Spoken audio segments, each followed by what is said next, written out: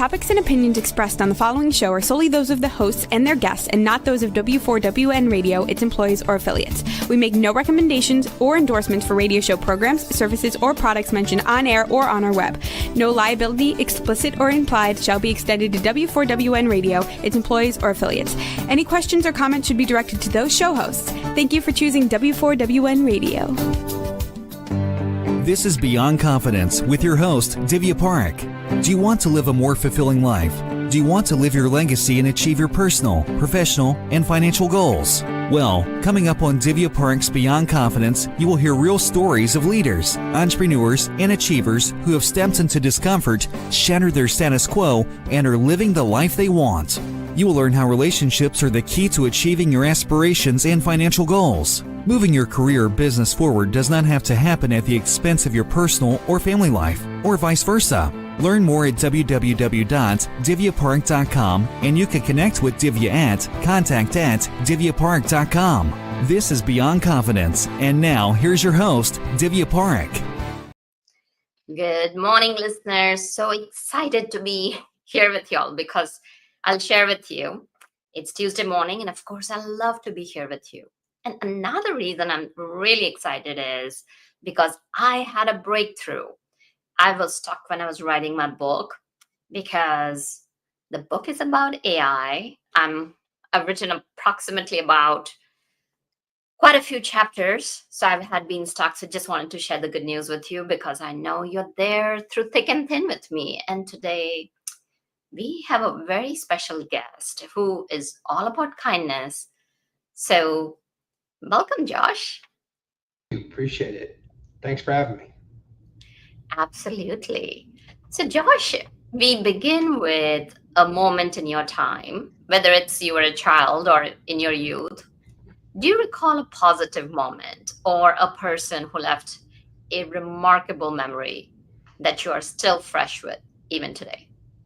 Absolutely. The person in question would be my grandfather. I remember as a little kid, I'm talking 3-4 years old, just was the first one to introduce me to the game of baseball, which I fell in love with, as well as just understanding the value of a team sport and camaraderie. So just like I remember going into kindergarten for the very first time, and the very first thing they had us do was like a show and tell. Everyone remembers those during their early elementary school years. And of course, I brought my bat, glove, and baseball with me and was proud to show it off that my grandfather had got me. So yeah, he's had an everlasting impact in my life, and from childhood through on up to the company I now work with. Oh, that's such a beautiful legacy to leave. And so many of us, we don't realize that we can leave legacies in the hearts of people. So coming back to your journey, as you were growing up, did you have the usual things, people are thinking when they're kids about becoming? You wanted to become a fireman or? Yeah, absolutely. I mean, my dream was to be a baseball player. I mean, just whether it's my office now or my old office, it's like I said, it's littered with baseball stuff. So my aspiration and dreams were to one day hopefully be drafted and play Major League Baseball. Unfortunately, that did not turn out, but that's okay too. But another passion that I had was an inspiration from my grandfather, was just being involved in finance, and more importantly, stocks and different types of investments. But definitely as a kid, my heart and my dream was to play baseball. So it is such a tough competition. I have friends whose kids have been involved in travel baseball. And, people don't see the work and the process that goes behind it. Hours and hours of practice. And then, of course, you have surgeries as well because you're doing repetitive moments. So when your dream didn't come through, how did you work through it? Well, it wasn't I wouldn't say it was the highlight of my life, but I mean, there was a realization when I went off to college and I tried to walk on to a community college baseball team and was on the fringes of that team for the better part of 2 years, and just Unfortunately, couldn't stay healthy. As you just mentioned, I had some knee trouble, things of that nature, shoulder pain, um, and was really just trying to be the best version of myself as a baseball player.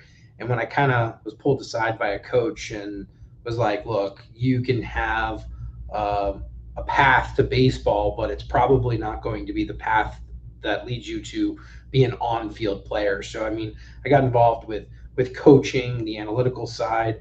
Eventually, that took me more towards the passion of finance, but I really did think my love for the game would drive me to be at least involved.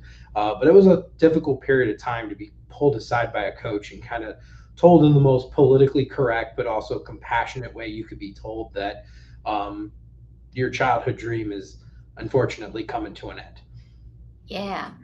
And that's the key piece, that that coach showed that empathy and compassion because they understand. I've heard some horror stories from so many youngsters, where coaches are so brutal and saying like, "Hey, you are not performing and I don't want you on my team." And it's that letdown is not gentle and that stays with them. It's great, kudos to that coach. So as you moved into finance, tell us a bit more about your journey. Yeah, so when I had that kind of realization that baseball wasn't going to be the trajectory and path that I thought it was going to be as a child, I Mhm. went back to my childhood mentor and the person I spoke very highly about at the beginning, my grandfather, and I just kind of reached out for advice and was like, "Look, I'm not sure where I should go from here at this point in time." Um, College wasn't necessarily, I mean, it was in college.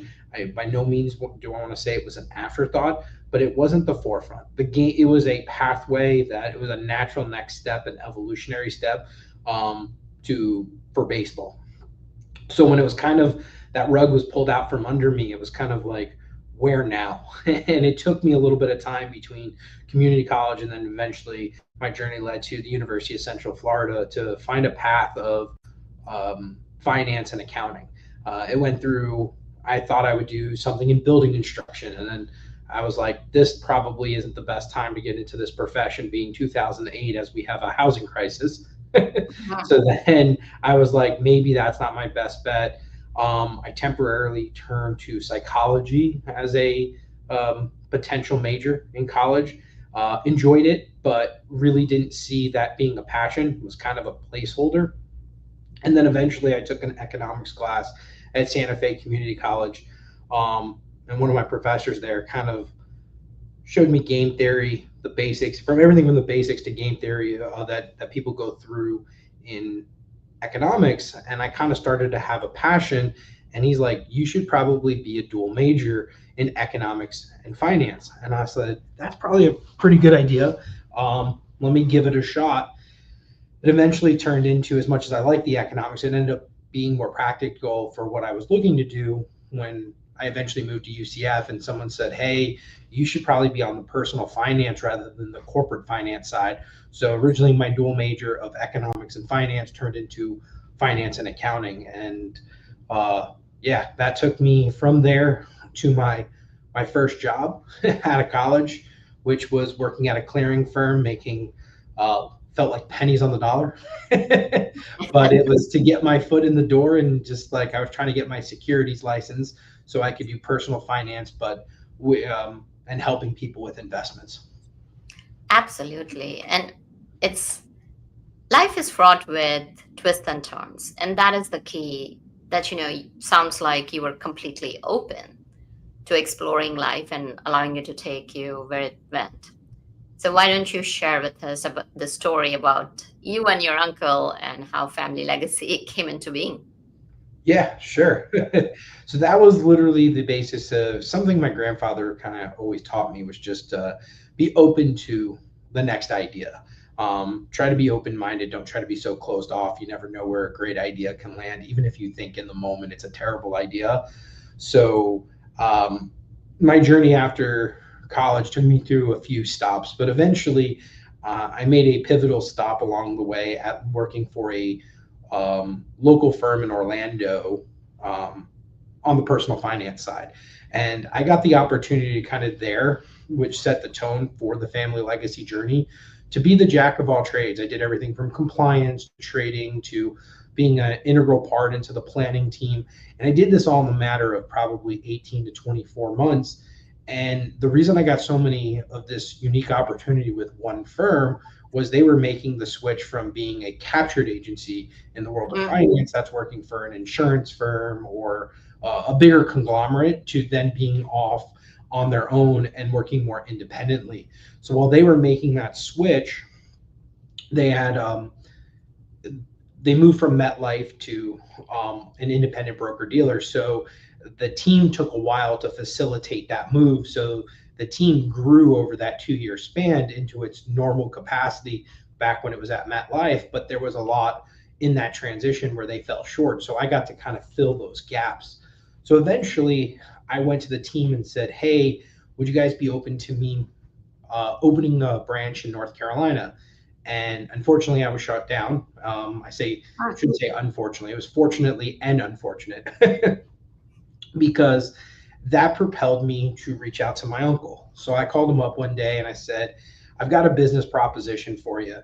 Kind of put it together. The concept or the idea came to me on the fly. And I said, well, now that I've done everything in a firm, why don't I just try to start my own? I was 24, almost 25 at the time. And I said, well, I'm going to need someone who's got a little bit more experience, as I put it, a little bit more gray hair, because if I'm going to go out and manage people's assets, probably want someone that has been trading for a little bit longer than 3 to 4 years. And most of that wasn't exactly in a professional capacity. So I reached out to my uncle, who wasn't actually in the world of finance. He was actually an engineer at IBM, but he had ran the IBM Investment Council. So I knew he had experience with investment management, and also he did a lot of personal coaching one-on-one on the side to help people with like how to negotiate a car and how to budget and things like that. So friends and family became very reliant on him, and a lot of IBMers too. So I reached out, told him, hey, I'm interested in starting a firm. But before I even told him that, I said, I got this business prop. I want to put some things together. And I said, can I make a presentation to you about a week later? He said, sure. So a week goes by, I call him up and I've got everything. I got my PowerPoint. And at this time, this is all pre-COVID. So the world of Teams and Zoom weren't the well-established pieces of technology they are today.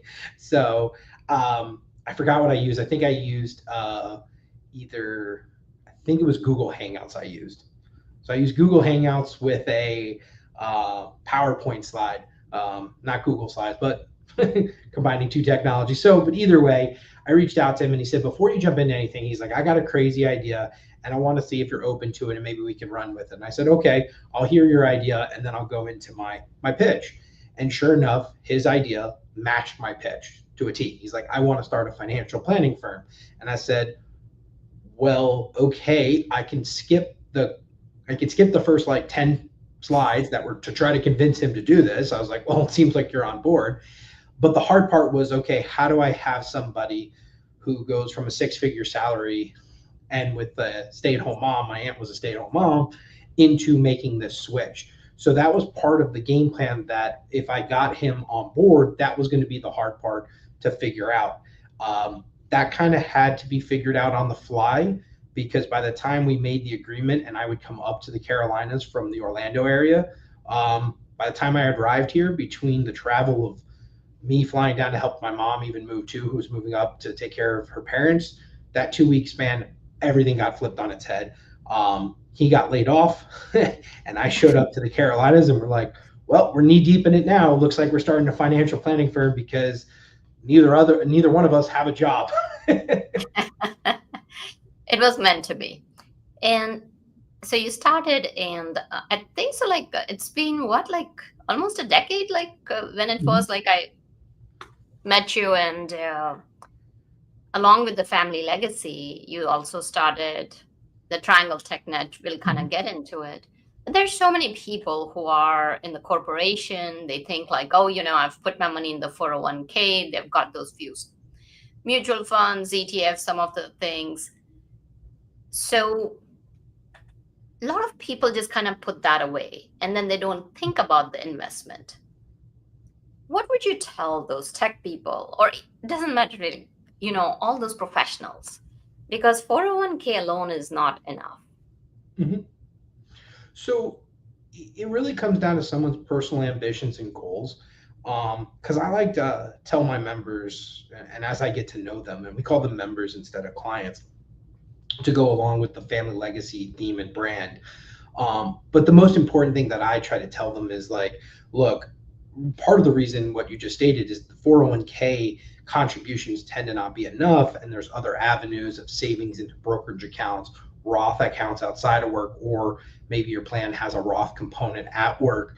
But the RSU compensation, stock options, they play a very integral role, especially for a bunch of engineers who are looking to retire early. And sometimes those individuals are forced into retirement just because the technology moves so quickly, or because companies are downsizing, or like now a lot of people are fearful of their job because of AI. Is it going to automate so much that there's less and less jobs out there? So there's always something going on in the world of tech where I try to encourage my members to get to financial independence quicker.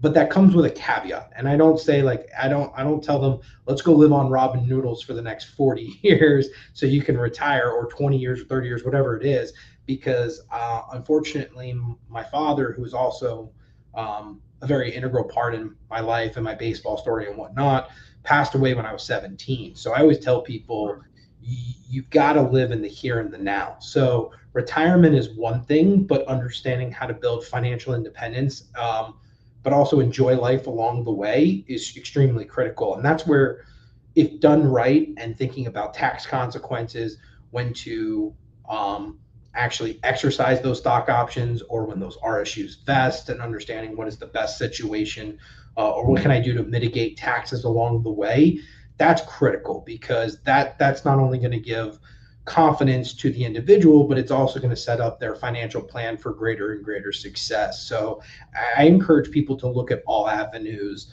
not only of how they can make money, but also how it fits into their personal situation, and be mindful and open to being creative. Because so many times they get into a plan and they say, I'm going to follow it, and they're just going to drive a linear model from now until retirement. And I tell people that's not how life works. Life throws too many curveballs for everything to just be a straight line. Oh, yeah, absolutely. Life can throw surprises at you. So now, based on what you shared, people have their goals, people have figured it out.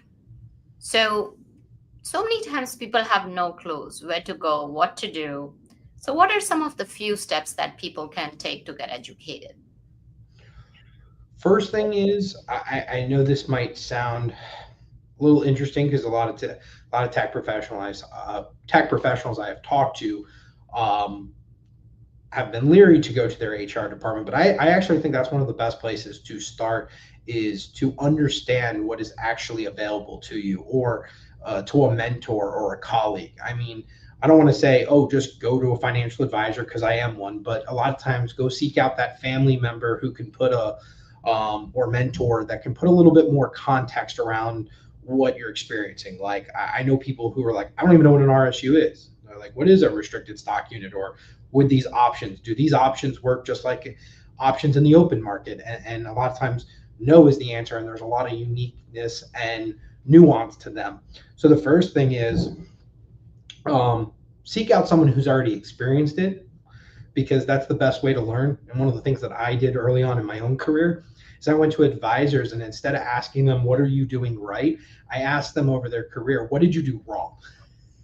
And what can I learn from that? And they said that was more telling. And unfortunately, as much as people are like, oh, I did this and it worked out well, more often than not, people remember the stories throughout their careers of when something went wrong, not necessarily right. And they'll remember the lessons they learned along the way. So for me, that's another reason, finding somebody that's independent, that doesn't have skin in the game, that can share with you how it impacted them, is an easy way for you to kind of learn, okay, now I know what a stock option is. I know what restricted stock units are. I know these things. So now the question is, Now I have the base level of knowledge. Where to next? And that's where I would still tell people, it seems weird, but there's a awesome tool online called Investopedia.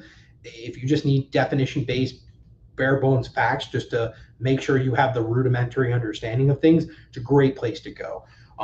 AI as well. Nowadays you can prompt, it seems like ChatGPT, Perplexity, Grok, Google's AI, and you're going to get a thorough breakdown of information.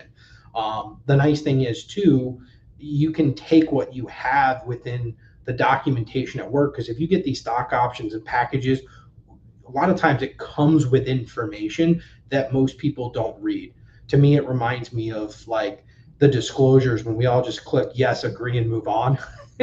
Those are actually have vital pieces of information. I understand they're boring to read, but they're eye-opening and they really explain the thoroughness of what is available to you.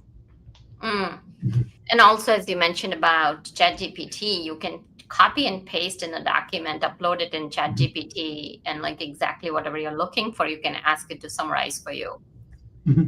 That's a great way, especially if you have a document. Like I actually give that advice to people. Like they're like, I went to an attorney and they're like, I got my estate documents, I got my will, my trust, and powers of attorney. And they're like, I kind of understood from what they were saying. I took notes, but I always say, throw that into ChatGPT and have that just give you a synopsis in layman terms. And a lot of times that's a great place to start, because it gives people confidence of like, okay, now at least I have a basic understanding of what I'm referring to. It gives them, if they seek out that professional, whether they go back to an attorney, a tax professional, financial advisor, now it gives them the ability to come not only well equipped with information, but also to ask informative questions. And to me, that's one of the best things that an individual can do. Absolutely. So that's some very sound advice that people kind of go and take it. So like now they're educated, they know about the stock options. And so many times what happens is that you still don't know all the nuances. And what should people not do, given the question you shared, or where they should not go with a financial advisor? Why Like, they what should people or should not go. should not go. So the first thing is acting emotionally. I've seen a lot of people go, well, I think I have an understanding now, so I'm going to act upon the information I have. And sometimes if that's still very baseline level of information, there's a lot of nuance to these things that the last way you want to learn is to learn through mistakes of your own, if you can avoid them. Sometimes it's a necessary component of life, but if we can avoid that methodology, I would highly encourage it. Also, part of the way I would seek out to not utilizing a financial advisor is, and this is somewhat interesting because it's kind of how I've structured to be the polar opposite of this, and why I created Family Legacy in the mold that I have, is we are a one-stop shop. So we bring in-house the estate, the taxes, the financial planning, the whole 9 yards. Because what we kept finding out is we would send somebody before, when we first got going and we didn't have the one-stop shop. It didn't start this way 10 plus years ago. I wish it did, but you got some work to do in building it from the ground up. But what I would end up doing is I would send someone to a tax professional and they'd get a set of advice from the tax professional. Same thing with the estate attorney. And then they would get information from us and they were like, hey, this is somewhat contradictory. And I would be like, yeah, you're right. It very much is. And they're like, well, you sent us to it. And I was like, well, did you explain to the tax professional the nuance to your situation? And a lot of times that tax professional would be like, I don't need that. I need the hardcore facts. And kind of like an engineer would be sometimes where they'll miss the bigger picture. And I don't mean that to be, I love engineers.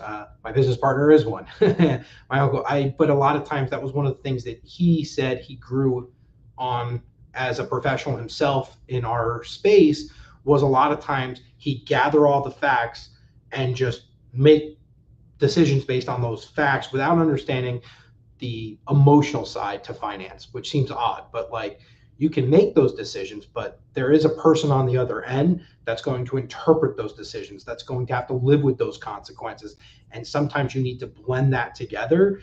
And a lot of times the tax professional didn't do that. Tax professional says, here's what's great for you here and the now, but they didn't realize that in 5 or 6 years, they might have an aging parent that they needed to take care of, or that tax professional didn't take into account that they might have had a special needs child, or whatever the situation might be. What ends up happening in that situation is they know a part of the story, but they have the facts that they can make what they believe to be a wise decision in the moment, the here and the now, and it seems right on paper, but ends up being a disastrous decision as time goes on.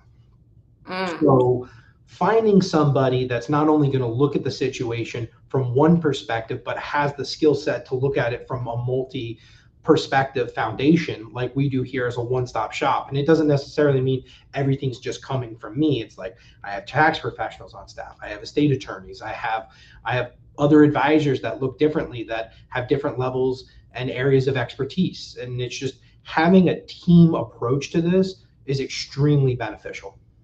Absolutely. That integrated approach allows the person, like, so whatever you are trying to convey, you're able to talk with the professionals rather than having 3 different segues. That would be very, very powerful. So tell us, like, what got you to start the Triangle TechNet? And what is it? That actually goes back to the foundation of family legacy. The stories of these two are kind of intertwined because, like I said, my business partner is my uncle, and when I first came up here, we were trying to figure out a way of like, okay, he's going to make this switch, this transition to financial planning, but he was expecting to do it over a probably minimum of 6 months, but preferably somewhere between 12 and 24 months was the ideal amount of time frame, depending on the growth that we were experiencing on the financial side. So he was like, I need some runway. I want to make sure I can pay my bills. I don't have to go into debt. And then the income that I'm losing, even if I have to take a pay cut, that's fine. I just don't want to go from what I'm making now to zero. And that also sets the kind of foundation for us as family legacy, because we don't operate on commission, because we don't believe in it. We believe in having a fiduciary responsibility where our interests are directly tied to the people we serve. So there were times that we could have easily sold a few annuities or insurance products and made a boatload, if not a very decent living. But we forwent all of that to do what was right for the people we were serving. So the time frame to get up and running took closer to that 2-year period before we could turn an income stream on for Todd. So it was imperative, and he chose this. And knowing that was the path, he said, he looked at me, his wife, his kids, and the rest of our family, and just said, there's going to be a time where I'm probably working 70, 80-hour weeks because I've got to do 2 full-time jobs. And he's like, I'm willing to do it because I want to have that long-term success. So, and that's why I put in I said, well, I only have 1, but I'm going to put the 80 hours a week into family legacy. But it ended up being like 50 hours or 60 hours into family legacy. And the rest actually ended up being into TTN, and which was a blessing in the long run, because it really helped solidify me as I guess you could say to a certain degree, a center of influence in the tech space for those who are in transition, because it all started with me going to Moe's, helping Todd leverage his network, go through LinkedIn, get the LinkedIn up to par, get the resume up to par, and really help him look for a 1099 role that would be a project-based role, anywhere from, like I said, probably as little as 6 months, upwards of 2 years. Thankfully, we found Qualcomm for about 12 of those months. And then at the end of that contract, IBM came back calling, and a few of his good colleagues, friends, and mentors said, hey, we have a really short-term based project to 6 months, and it ended up turning out to be a year. And that really bridged the gap for us. But that wouldn't have happened without helping him network, doing the things that I preach and teach at TTN.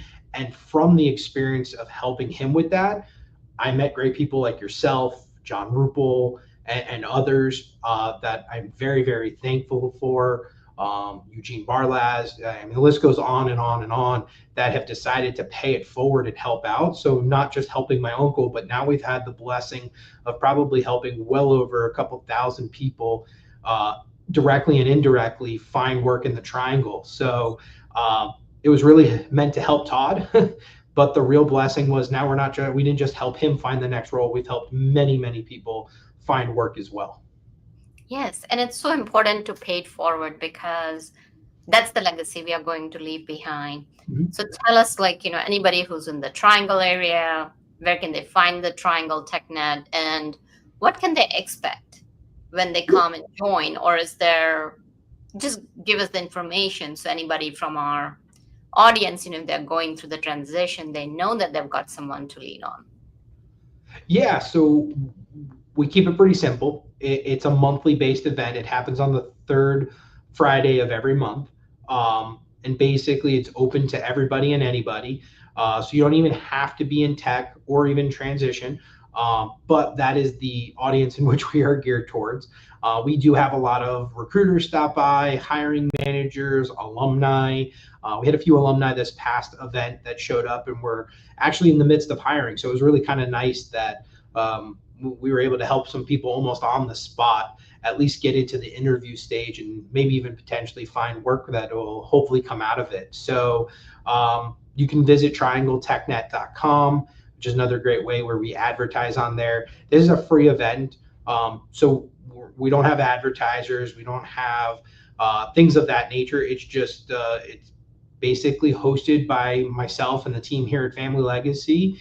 We put it on. There's no cost to it or anything. It's just for us to give back to the community and kind of go from there. I use Eventbrite and Meetup as well. So I use a lot of those free creative ways in order to get the word out there. But most of the way people find us is word of mouth. Part of the reason I also have just recently, I had to take a little bit of a hiatus from the group during the COVID time period, just because couldn't have more than 10 people in a room in North Carolina. So wasn't exactly the most networking friendly environment at the time. So we've actually able to grow. And I mean, we're probably averaging somewhere between 50 and 60 people per event. And like I said, if you want to know more, you can go to the website, which is just triangletechnet.com. There's information about not about me, just as the host, that if you want to know more about the structure of the event, that's really what my role on the website is. But the real value is the facilitators. There's 7 or 8 facilitators, so you can learn about their background, ways they're able to pay it forward and help out. And there are these incredible breakout sessions at TTN that you can learn more from. And each one of them, we have probably a revolving door of 7 or 8 per event, and just great people paying it forward, giving it great insight on how you can establish yourself in the workforce. And if you're currently in transition, you can learn from some of the greats that will, at one point or another, were in the same shoes as people who are currently unemployed, and what they did to get themselves out of it and how they leveraged their network and the community to find the right job. Absolutely. And Josh, thank you for your kindness and opening up your heart and the space for people. So it's, I've known Josh for probably, several years. So if you're in transition, and especially if you're in the Triangle area, please join us. I'm there most of the events. Like I had started several years back, and then full circle kind of came back. So definitely. Are there any last thoughts, and how could people connect with you directly? Well, I'm an open book, so if you want to connect with me directly, just you can go to either the triangletechnet.com website or familylegacync.com. Shoot me an email. I'm probably one of the most laid back, easy to get to know. I like to say I'll have coffee with anyone, which is true. It's just like I enjoy that concept of networking. My wife would prefer if I was a little less busy, so I could be at home. So I do try to make time for my beautiful wife and kids, but I still enjoy the networking. So if someone's out there, whether they're in transition or looking for finance help. And even if that's not you and you just want to kind of connect and get to know me, let's grab coffee. I'm all for it. Absolutely. Well, thank you so much for joining us, and we wish you all the best in your endeavors, in helping people, because at the end of the day, that's what life is all about. Coming together, helping each other. So thank you, Josh, for all the work you're doing. Well, thank you. I appreciate you having me. Absolutely. And thank you, wonderful audience, because without you, the show would not be possible. Do check out those websites, especially if you're in the Triangle area, and make sure that you take the advantage of all the resources that are there to be offered, and reach out to us as to how we could support you in the life and your dreams to come true. So, and also thank you, Juan, for making the show technically possible. Be well and take care. I'll see you next Tuesday. Thank you for being part of Beyond Confidence with your host, Divya Parekh. We hope you have learned more about how to start living the life you want. Each week on Beyond Confidence, you hear stories of real people who've experienced growth by overcoming their fears and building meaningful relationships. During Beyond Confidence, Divya Parekh shares what happened to her when she stepped out of her comfort zone to work directly with people across the globe. She not only coaches people how to form heart connections, but also transform relationships to mutually beneficial partnerships as they strive to live the life they want. If you are ready to live the life you want and leverage your strengths, learn more at www.divyaparekh.com. And you can connect with Divya at contact@divyaparekh.com. We look forward to you joining us next week.